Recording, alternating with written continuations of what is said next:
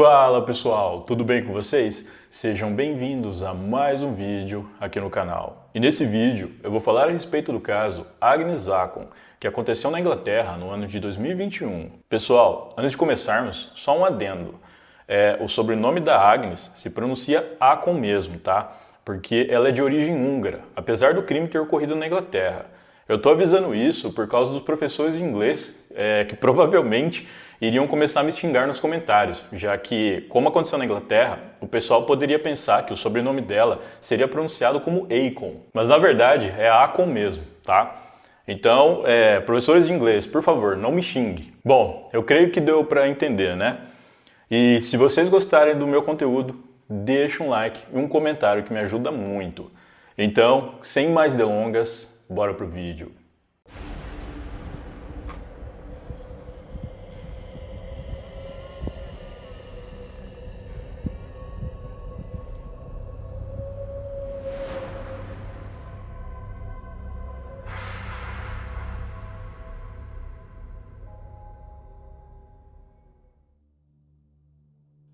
Agnes Acon era uma jovem húngara de 20 anos, mais conhecida como Dora. Ela era natural de Miskolc, uma cidade com um pouco mais de 155 mil habitantes, considerada uma das cidades mais industrializadas da Hungria. Em 2017, aos 15 anos, ela se mudou para Londres, capital da Inglaterra, na Grã-Bretanha.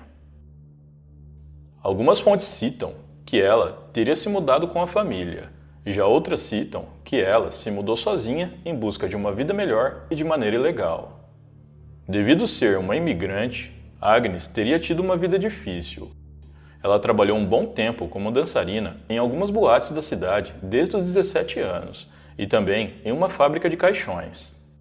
Na época em que se passa o caso, Agnes estava morando em uma casa simples em Brent, ao norte de Londres, junto com seu namorado, que também era da Hungria. Pelo que consta em suas redes sociais, os dois tiveram um filho juntos no ano de 2018, mas eu não encontrei informações se esse filho era criado por eles ou por parentes. Embora Agnes tivesse o seu trabalho fixo como dançarina de boate e na fábrica de caixões, ela também trabalhava como garota de programa, algo que até onde foi apurado, o namorado dela não sabia. Bom, vocês sabem que aqui nos vídeos que eu trago para vocês, eu costumo falar bastante sobre a vítima, do que ela gostava de fazer, da sua personalidade, das suas conquistas, dos seus sonhos e etc. Mas infelizmente, a respeito da Agnes, eu não consegui encontrar muitas informações. E tudo o que eu consegui sobre ela antes do crime foi o que eu já narrei aqui no começo para vocês. Bom, continuando, no dia 9 de maio de 2021, Agnes saiu de casa e falou para o seu namorado que iria trabalhar. No entanto, ela não retornou para casa no final do dia como costumava fazer. Durante 2 dias, Agnes não se comunicou com seu namorado e nem com a sua família. Por conta da preocupação, o seu namorado decidiu ir até a Polícia Metropolitana de Londres no dia 11 de maio para registrar o desaparecimento dela. Nos dias seguintes, foi feito um comunicado de apelo em vários meios de comunicação com a foto de Agnes e seus dados, assim como vários panfletos e cartazes foram espalhados por amigos e voluntários. De acordo com dados do Departamento de Polícia de Londres, eles recebem cerca de 100 registros de desaparecimentos todos os dias. A maioria dessas pessoas são encontradas, mas no caso de Agnes, se passou uma semana e nem sequer uma pista de onde ela poderia estar surgiu. Com isso, o caso foi passado para as mãos do Comando Especializado em Crimes do Met. Durante as investigações, os detetives do Comando Especializados em Crimes perceberam que Agnes era bem ativa nas suas redes sociais, onde costumava postar fotos quase todos os dias. A falta de movimentação em suas redes sociais desde o dia em que desapareceu ajudou os detetives a descartarem a remota hipótese de que ela simplesmente teria fugido por conta própria. Essa hipótese sugeria que Agnes só queria ficar longe da família e do namorado, por motivos desconhecidos. Mais tarde, os detetives descobriram que Agnes havia usado seu cartão bancário em uma rede de café na manhã do mesmo dia do seu desaparecimento, e com isso, eles finalmente conseguiram um ponto de partida para investigar. Ao checarem as câmeras de monitoramento do estabelecimento e das proximidades, eles conseguiram ver que por volta das 11h47 da manhã, Agnes sai da cafeteria com um copo de café gelado, usando calça jeans e um casaco de pele sintética branco. Logo em seguida, ela entra em um veículo em uma rua próxima. Através das imagens de câmeras de segurança, os detetives foram capazes de identificar a placa desse veículo, que os levou até um homem chamado Nikolai Paisan. Nikolai tinha 64 anos, era de origem romena e trabalhava como caminhoneiro. Os detetives decidiram levantar mais informações sobre ele e descobriram que ele tinha uma boa casa localizada em um bairro de classe média. Eles então foram até essa casa na intenção de conversar com um homem, mas para surpresa deles, descobriram que Nikolai não morava ali. Os detetives passaram a investigar ainda mais para ver se encontravam qualquer pista que os levassem até o real endereço de Nikolai. Até que eles descobriram que ele morava em uma casa improvisada em uma ala de containers, na estrada North Atton, em Brent. Coincidentemente, o celular de Agnes havia dado o último sinal na mesma área em que ficava essa casa improvisada de Nikolai. Coincidentemente, o celular de Agnes havia dado o último sinal nessa mesma área onde ficava a casa improvisada de Nikolai. Através disso, os detetives conseguiram um mandado de busca e invadiram o container de Nikolai, mas o local estava completamente vazio. Não havia nada lá e também nenhum sinal do suspeito. Enquanto a polícia realizava uma perícia no container, em busca de qualquer evidência, por menor que fosse, Nikolai chegou ao local. Ao ser questionado sobre o paradeiro de Agnes, Nikolai disse que a havia conhecido há apenas 2 semanas, mas que não tinha nada a ver com o seu desaparecimento e que não fazia ideia de onde ela poderia estar. Os detetives decidiram levar o homem para o departamento de polícia em Emblem para prestar um depoimento oficial. Enquanto isso, outros policiais ficaram encarregados de buscar por imagens das câmeras de segurança localizadas nas proximidades do container. Durante o seu depoimento, Nikolai afirmou que no dia em que Agnes desapareceu, ela lhe enviou mensagens dizendo que precisava de dinheiro. Ele então teria oferecido a ela 20 euros, mas em troca ela deveria ter relações com ele. Segundo ele, Agnes aceitou essa oferta e depois de se encontrarem em um local combinado por ambos, eles foram até o container dele, que era uma casa improvisada como eu já mencionei. Lá, eles ficaram juntos por alguns minutos e depois Agnes foi embora. Bom, essa foi a versão de Nikolai, mas as imagens das câmeras de segurança instaladas ao redor do container mostraram outra coisa. Agnes realmente entrou com Nikolai naquele container na manhã do dia 9 de maio, mas ela nunca foi vista saindo do local. Por conta das inconsistências de seu depoimento, Nikolai Paisan foi preso suspeito de ter cometido um crime contra Agnes, e após isso, ele decidiu se manter calado.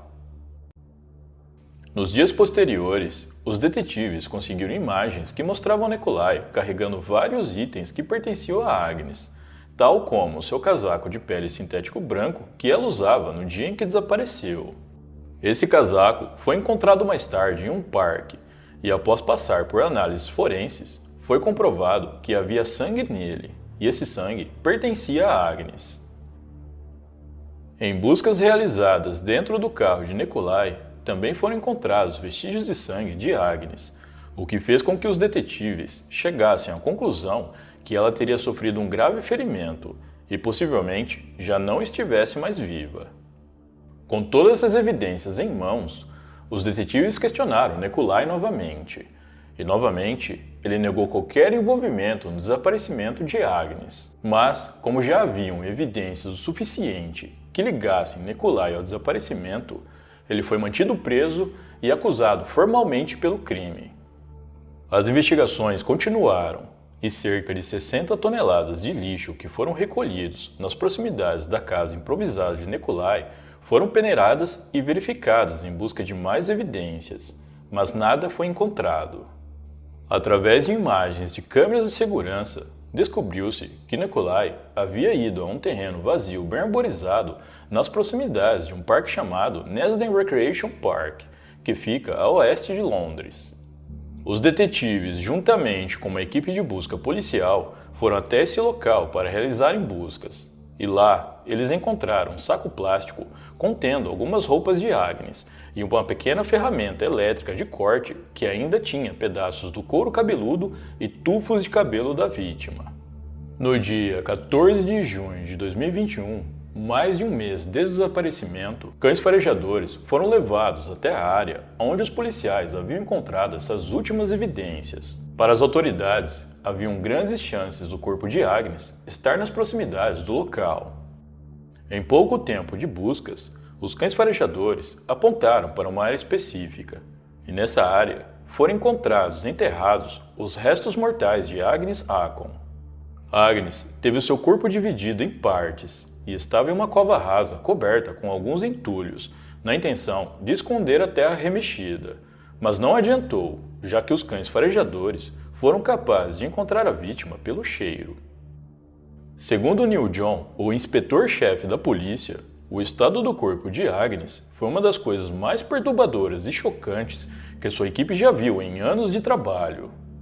Uma análise realizada no corpo por um médico legista constatou que a causa do óbito de Agnes foi devida a vários golpes que ela sofreu na região da cabeça com um objeto sólido e pesado, provavelmente a mesma ferramenta de corte elétrica que foi encontrada com algumas de suas roupas.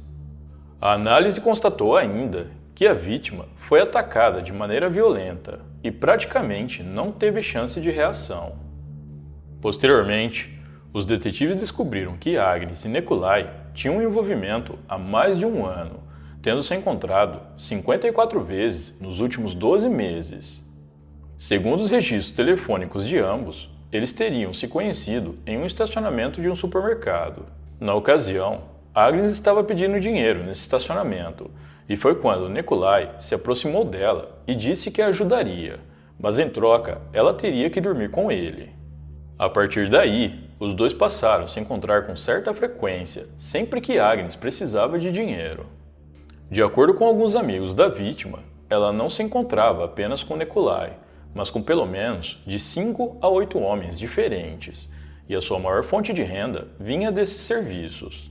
Com a descoberta do corpo e demais evidências, Nikolai foi novamente questionado pelos detetives, e dessa vez ele deu outra versão dos fatos. Segundo ele e Agnes teriam se encontrado do lado de fora de uma cafeteria no dia 9 de maio, pois ela havia pedido dinheiro a ele e, em troca, os dois sairiam juntos. A jovem teria ido voluntariamente até a casa dele, improvisada em um container, e levou consigo um copo de café gelado. Assim que entraram num container, antes de começarem a ter relações, Agnes teria dado o copo de café gelado para Nikolai, dizendo que estava satisfeita e que ele poderia tomar o resto. Após tomar alguns goles, Nikolai teria começado a se sentir mal.